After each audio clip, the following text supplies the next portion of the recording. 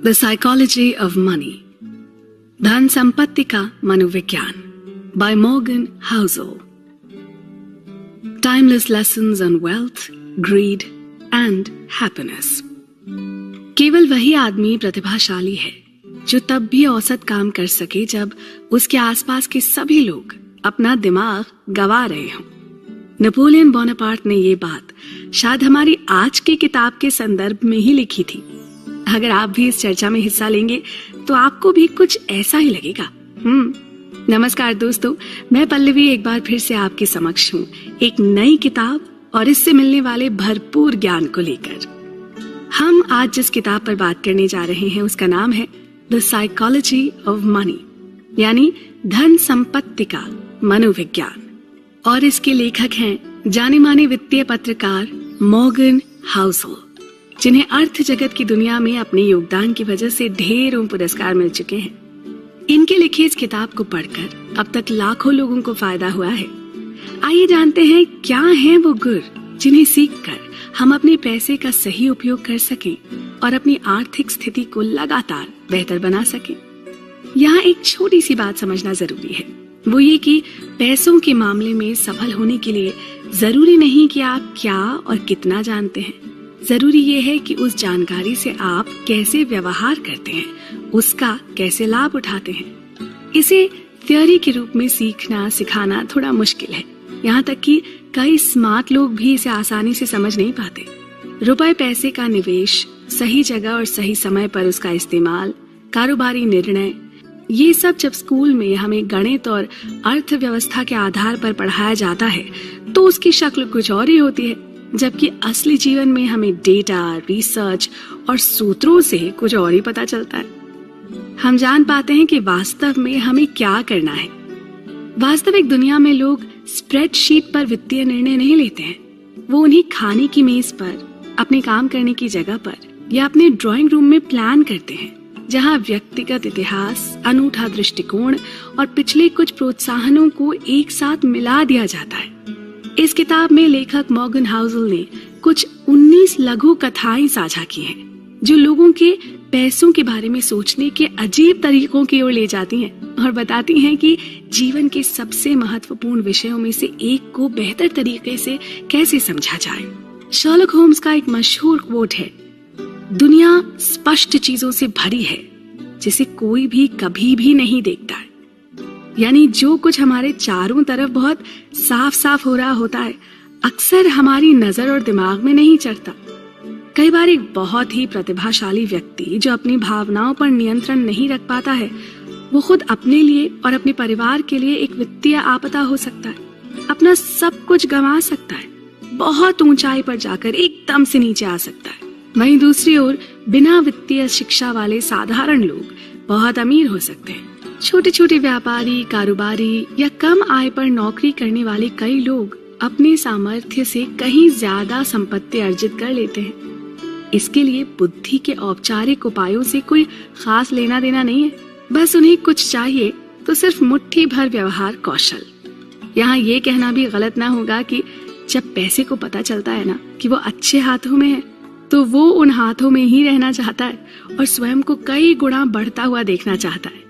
मुझे किसी और किताब में पढ़े हुए कुछ वाक्य याद आ रहे हैं, जिसमें कहा गया था कि पैसों के ना कान होते हैं, आप उससे जो कहते हैं ना उससे सावधान रहें, और सावधान रहें कि आप इसके बारे में क्या कहते हैं, क्योंकि पैसा आपके प्रति वैसा ही व्यवहार करेगा जैसा आप उससे कहते हैं और आप उसके बारे में महसूस करते हैं। तो दोस्तों, इस किताब के जरिए हम जानेंगे वो सब सॉफ्ट स्किल्स जिन्हें साइकोलॉजी ऑफ मनी या पैसे का मनोविज्ञान कहा जाता है। इस किताब का उद्देश्य कुछ लघु कथाओं के उपयोग से आपको ये समझाना है कि पैसे के तकनीकी पक्ष की तुलना में सॉफ्ट स्किल्स कितने महत्वपूर्ण हैं। हम इन सब पर चर्चा करेंगे, जिससे आप सभी को अपने फाइनेंशियल प्लान्स बनाने में बेहतर मदद मिल सके। आप बने रहिएगा हमारे साथ इस सफर में।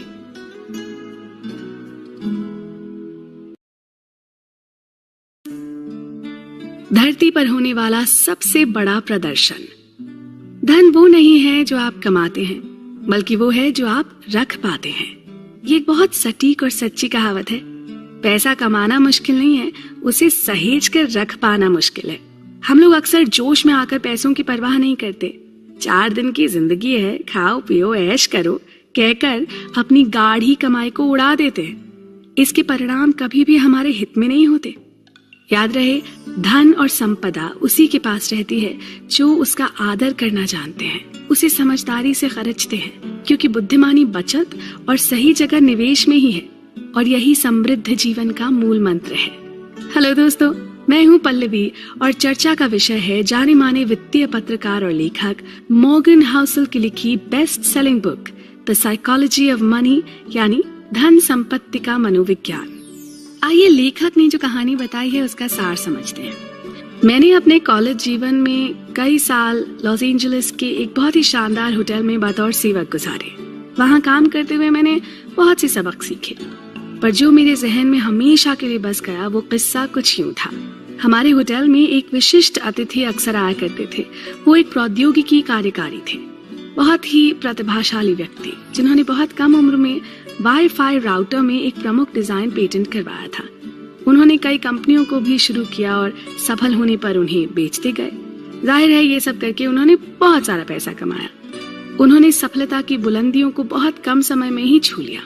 हर कोई उन्हें बहुत ही बुद्धिमान और तेज समझता था, पर उनका पैसे के साथ जो रिश्ता था उसे मैं बेहद बचकाना और मूर्खतापूर्ण कहूंगा। उनके पास अक्सर $100 के नोटों की कई इंच मोटी गड्डी होती थी, जिसे वो हर किसी को दिखाते रहते थे। जो इसे देखना चाहते थे उन्हें भी, और जो नहीं देखना चाहते थे उन्हें भी। वो अपनी धन संपत्ति के बारे में खुलेआम और जोर जोर से डींगे मारते थे। अक्सर नशे में रहते थे और किसी को भी कुछ भी नहीं समझते थे।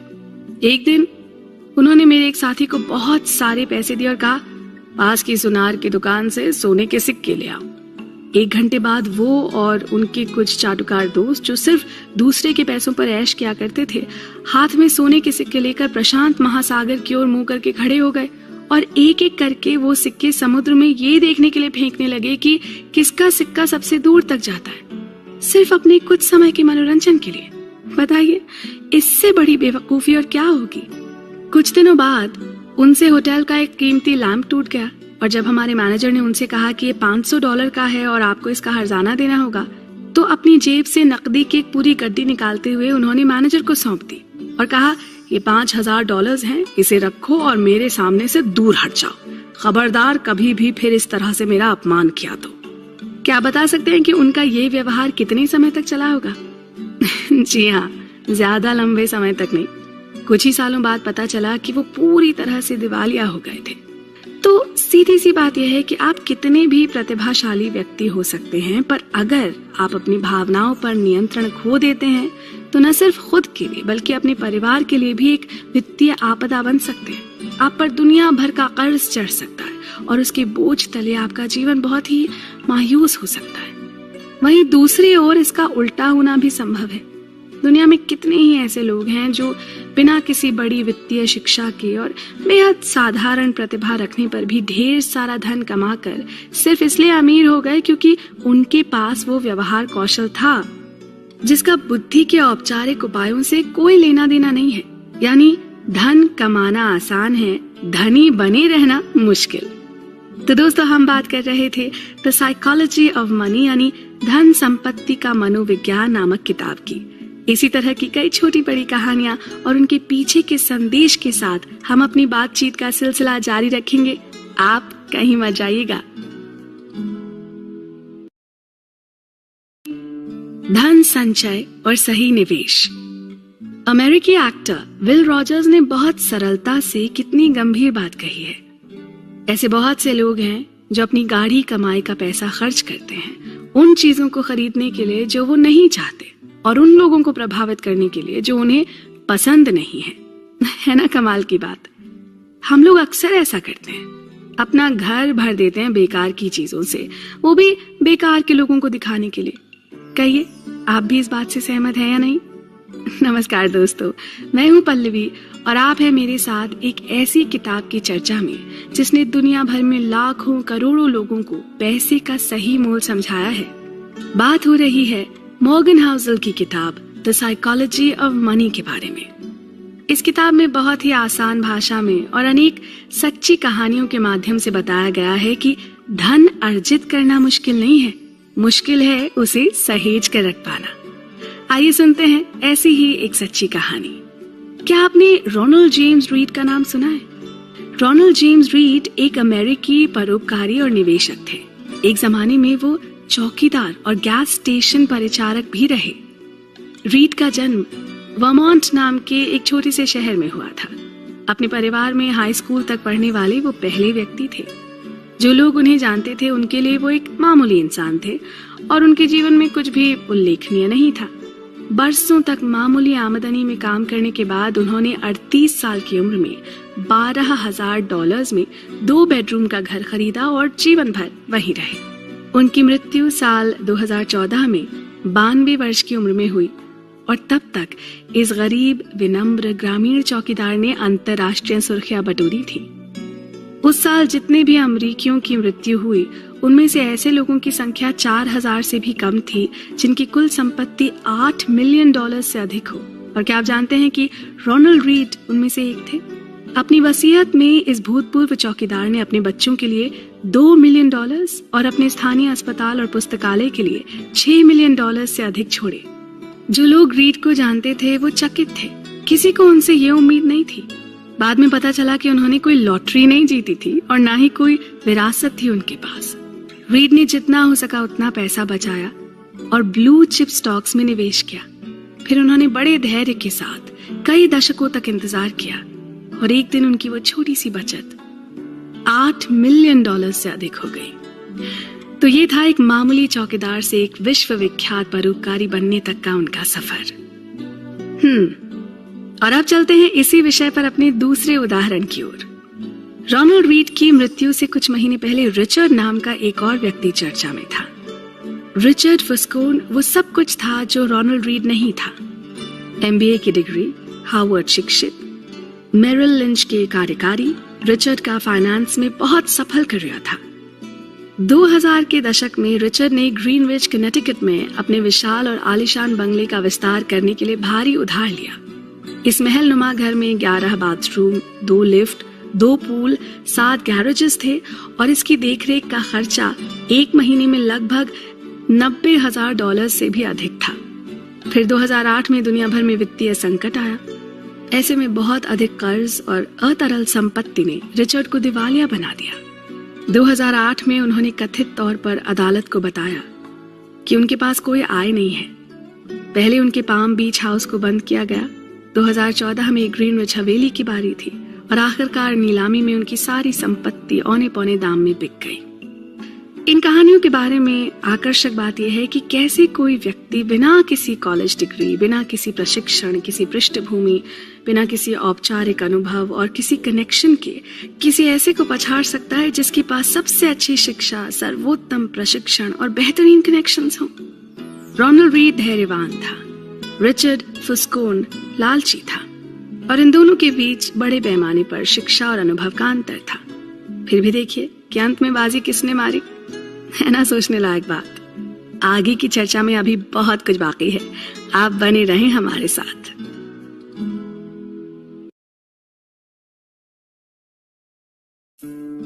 पैसा और व्यवहार ये मायने नहीं रखता कि आप कितना पैसा कमाते हैं, बल्कि ये मायने रखता है कि आप कितना पैसा सहेज पाते हैं। यह आपके लिए कितनी मेहनत करता है और आप इसे कितनी पीढ़ियों के लिए रखते हैं। जी हाँ दोस्तों, एक बहुत जरूरी बात है जो हम अक्सर भूल जाया करते हैं, आज में जीने का दम भरते हुए। नमस्कार दोस्तों, मैं हूँ पल्लवी और बात हो रही है मॉर्गन हाउसल की लिखी इस अनूठी किताब द साइकोलॉजी ऑफ मनी के बारे में। आज के समय में 2 विषय सभी को प्रभावित करते हैं, चाहे आप उनमें रुचि रखते हो या नहीं। ये विषय है स्वास्थ्य और धन। हम सभी इन दोनों बातों को लेकर चिंतित हैं। वैज्ञानिक खोजों ने डॉक्टरों के पुराने विचारों को बदल दिया है कि मानव शरीर कैसे काम करता है और वस्तुतः हर कोई इसके कारण स्वस्थ है। हमें पता लग चुका है कि अच्छे स्वास्थ्य के साथ ही अच्छा जीवन संभव है, इसलिए हेल्थ और फिटनेस एक उद्योग के रूप में बेहद सफल है। वहीं दूसरी ओर फाइनेंशियल इन्वेस्टमेंट्स या पर्सनल फाइनेंस यानी धन निवेश उद्योग या व्यक्तिगत वित्त एक अलग ही कहानी है। बड़े बड़े विश्वविद्यालयों से आने वाले सबसे चतुर दिमाग भी बहुत ऊंचे निवेशक बन पाए हों, क्या ऐसा कोई सबूत पाया गया है? शायद नहीं। ट्रायल एंड एरर यानी सामूहिक प्रशिक्षण और त्रुटि के माध्यम से हमने बेहतर किसान, कुशल प्लम्बर और उन्नत रसायनज्ञ बनना तो सीख लिया, पर क्या इसी परीक्षण और त्रुटि ने हमें अपने व्यक्तिगत वित्त के साथ बेहतर बनाना सिखाया है? क्या हम खुद को कर्ज में दबे होने की कम संभावना रखते हैं? क्या आज हमारे पास किसी बुरे दिन के लिए बचत करने की अधिक संभावना है? क्या हमने अपने बुढ़ापे या सेवानिवृत्ति की सही तैयारी कर रखी है? शायद नहीं। और वो इसलिए क्योंकि आज भी हमारी खुशी के लिए पैसा क्या करता है और क्या नहीं करता, इसके बारे में हमारे विचार यथार्थवादी नहीं है। और इसका ज्यादातर कारण ये है कि हम पैसे के बारे में मनोविज्ञान की तरह यानी भावनाओं और बारीकियों के साथ नहीं सोचते, बल्कि हमेशा ही भौतिक नियमों और कानूनों को ध्यान में रखते हैं। आइए जानते हैं कि लेखक हमें क्या समझाना चाहते हैं। मैंने 2008 की शुरुआत में वित्त के बारे में लिखना शुरू किया था। ये दुनिया भर में आए वित्तीय संकट की सुबह थी और 80 वर्षों में सबसे खराब मंदी थी। जो हो रहा था उसके बारे में लिखने के लिए ये जानना जरूरी था कि ये सब क्यों हो रहा है। लेकिन मैंने जो पहली चीज सीखी वो ये थी कि कोई भी सटीक रूप से ये नहीं बता सकता था कि क्या हुआ या क्यों हुआ। इसके बारे में क्या किया जाए इसकी बात तो छोड़ ही दीजिए। हर अच्छी व्याख्या के सामने एक ठोस खंडन था। इंजीनियर पुल के ढहने का कारण निर्धारित कर सकते हैं, क्योंकि ये बात तय है कि यदि किसी निश्चित क्षेत्र पर एक निश्चित मात्रा में बल लगाया जाता है तो वो टूट जाएगा। इसके पीछे के फिजिक्स में कोई विवाद नहीं है, ये कानूनों द्वारा निर्देशित है। फाइनेंस बिल्कुल अलग सब्जेक्ट है, ये लोगों के व्यवहार से निर्देशित होता है। और मैं जिस तरह का व्यवहार करता हूँ वो मुझे समझ में आता है, लेकिन आपको अजीब लग सकता है। जितना अधिक मैंने वित्तीय संकट के बारे में अध्ययन किया और लिखा, उतना ही मुझे एहसास हुआ कि आप इसे मनोविज्ञान और इतिहास के लेंस के माध्यम से बेहतर समझ सकते हैं, सिर्फ वित्त के नाम से नहीं। ये समझने के लिए लोग खुद को भारी कर्ज तले क्यों दफनाते हैं। आपको ब्याज दरों पर अध्ययन करने की जरूरत नहीं है, आपको अपने लालच और असुरक्षा का अध्ययन करने की जरूरत है। कई बार निवेशक अपने निवेश को सिर्फ इसलिए सस्ते में बेच देते हैं क्योंकि वो अपने परिवार की ओर देखते हैं और इस सोच में पड़ जाते हैं कि कहीं वो अपने परिवार के भविष्य को खतरे में तो नहीं डाल रहे। ऐसे में वोल्टेयर का ये कथन यहाँ बहुत अच्छी तरह से लागू होता है कि इतिहास कभी खुद को दोहराता नहीं है, पर आदमी हमेशा दोहराता है। इस विषय पर अभी काफी चर्चा होती रहेगी, आप भी जुड़े रहें हमारे साथ।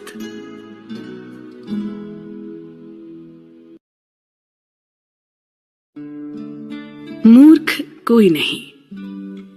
साल 2018 की बात है, जब लेखक मॉर्गन हाउसल ने पैसे के साथ अलग अलग तरह से व्यवहार करते समय लोगों को प्रभावित होते हुए देखा, तो उस पर एक रिपोर्ट लिखी। इस रिपोर्ट में उन्होंने कुछ जरूरी खामियों और बुरे व्यवहार के कारणों को रेखांकित किया और इसे द साइकोलॉजी ऑफ मनी नाम दिया। जल्द ही उस रिपोर्ट ने एक किताब की शक्ल ले ली और देखते ही देखते 10 लाख से अधिक लोग इसे पढ़ चुके थे। नमस्कार दोस्तों, मैं हूं पल्लवी और हमारी चर्चा भी इसी किताब में दिए गए कुछ छोटे छोटे अंश पर हो रही है। हम बात करेंगे उन सभी 20 चैप्टर्स की जिनमें पैसे के मनोविज्ञान और इसकी विशेषताओं पर लेखक ने अपनी राय रखी है।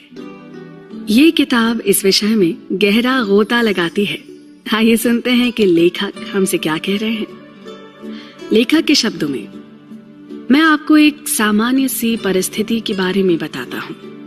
इसे जानकर शायद आप अपने पैसों के साथ क्या करते हैं और दूसरे लोग अपने पैसों के साथ क्या करते हैं और ये फर्क क्यों है, इस बारे में आप थोड़ा और बेहतर महसूस कर सकेंगे।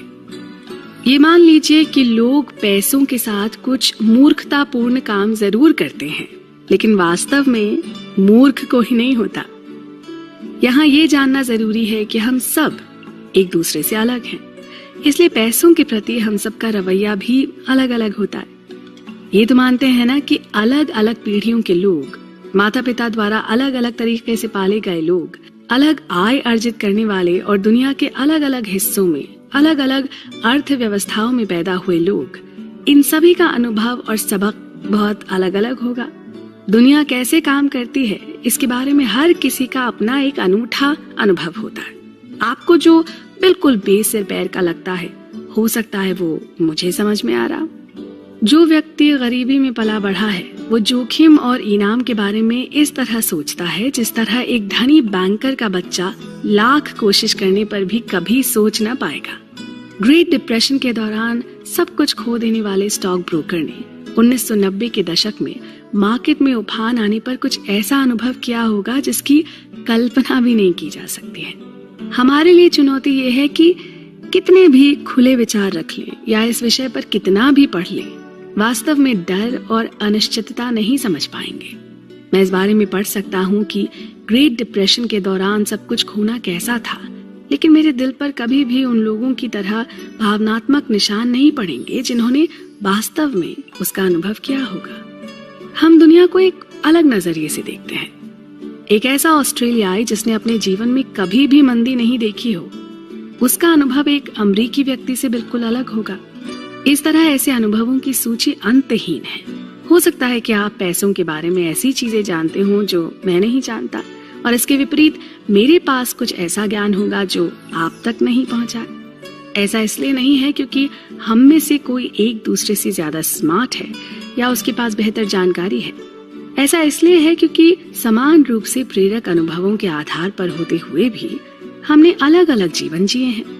किसी स्प्रेडशीट को पढ़कर आपको शेयर बाजार में आई बड़ी गिरावट का एक छोटा सा मॉडल तो देखने को मिल सकता है, लेकिन उसे पढ़कर आपको वो एहसास नहीं मिलेंगे जो घर लौटने पर अपने बच्चों के चेहरों को देखकर मिलते हैं। अगर आप कोई ऐसी गलती करते हैं जिससे उनका जीवन प्रभावित हो, इतिहास पढ़ने से आपको ऐसा महसूस होगा कि आप कुछ समझ रहे हैं, लेकिन जब तक आप उसे जीते नहीं हैं और व्यक्तिगत रूप से उसके परिणामों को महसूस नहीं करते हैं, तब तक आप अपने व्यवहार को बदलने के लिए पर्याप्त नहीं समझ सकते हैं। हम सभी सोचते हैं कि हमें अच्छी तरह से पता है ये दुनिया कैसे काम करती है, लेकिन हम सभी ने इसका केवल एक छोटा सा अनुभव किया है और अभी एक लंबा सफर तय करना बाकी है। मन मस्तिष्क पर असर करने वाली ये गहरी चर्चा यूं ही चलती रहेगी। आप भी जुड़े रहिए हमारे साथ।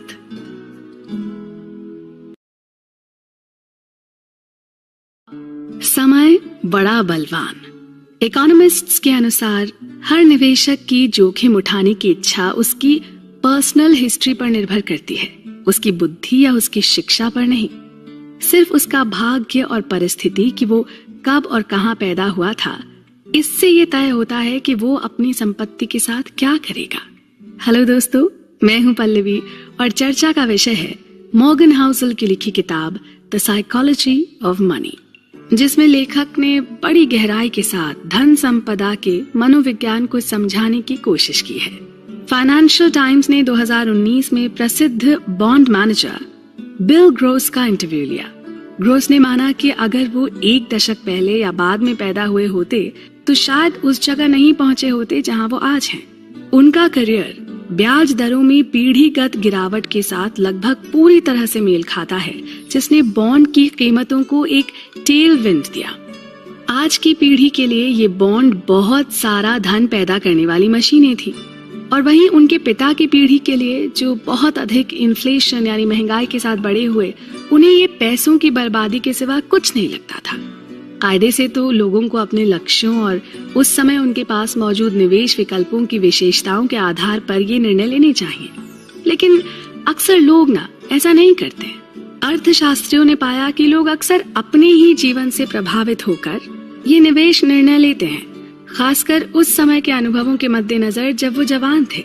मतलब समय और उम्र के साथ जो बदलाव आने चाहिए वो नहीं आ पाते, और कई बार वो इस वजह से मात खा जाते हैं। यदि आप अधिक महंगाई के दौर में बड़े हुए हैं तो आपको बाजार में निवेश करने के बहुत कम अवसर मिले होंगे।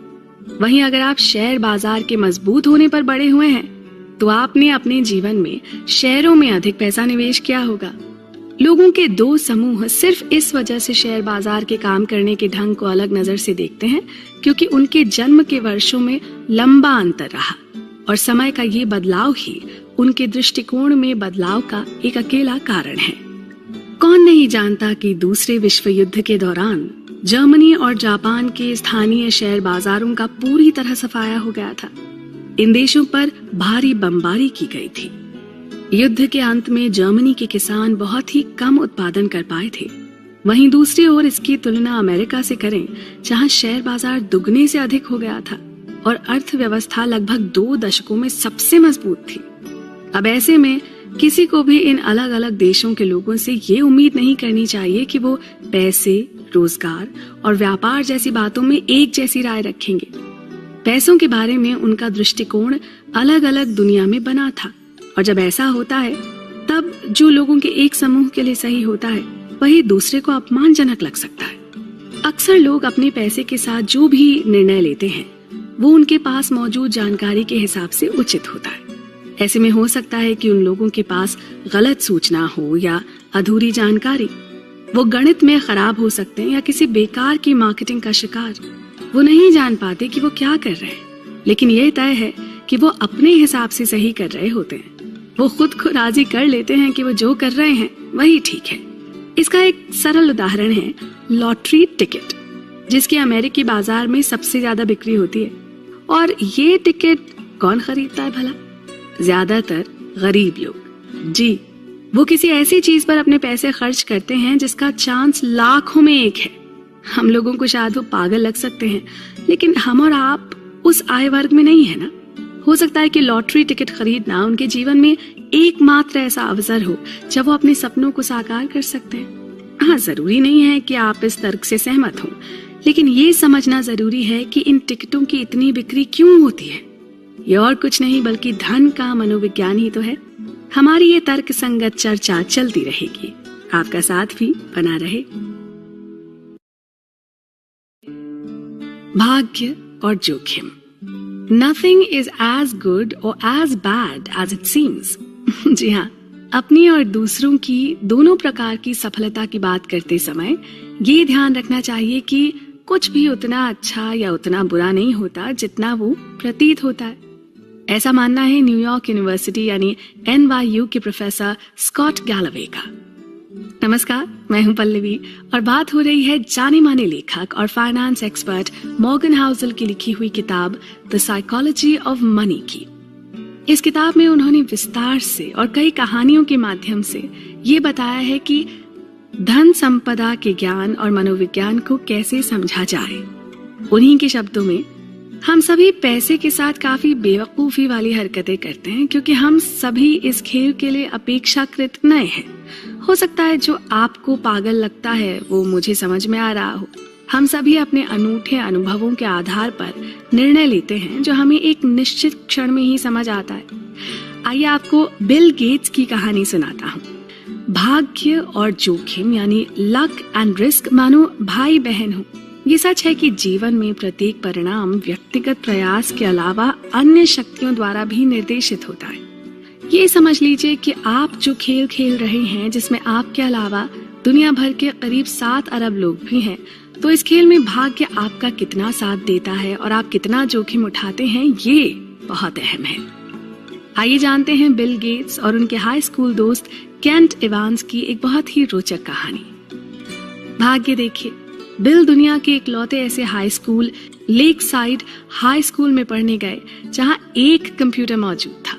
अधिकांश विश्वविद्यालय स्नातक स्कूलों में कहीं भी उतना उन्नत कंप्यूटर नहीं था जितना बिल गेट्स के पास 8वीं कक्षा में था।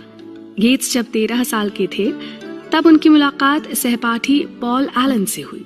एलन को भी स्कूल के कंप्यूटर का ही जुनून था।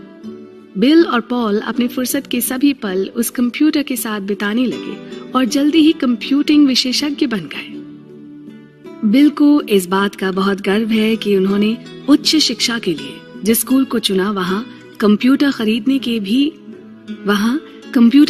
के लिए पैसे भी थे और दूरदर्शिता भी। अपनी कंपनी का पूरा श्रेय वो अपने स्कूल को देते हैं। उन्होंने 2005 में स्कूल की स्नातक कक्षा को बताया, अगर कोई लेक साइड नहीं होता तो कोई माइक्रोसॉफ्ट नहीं होता।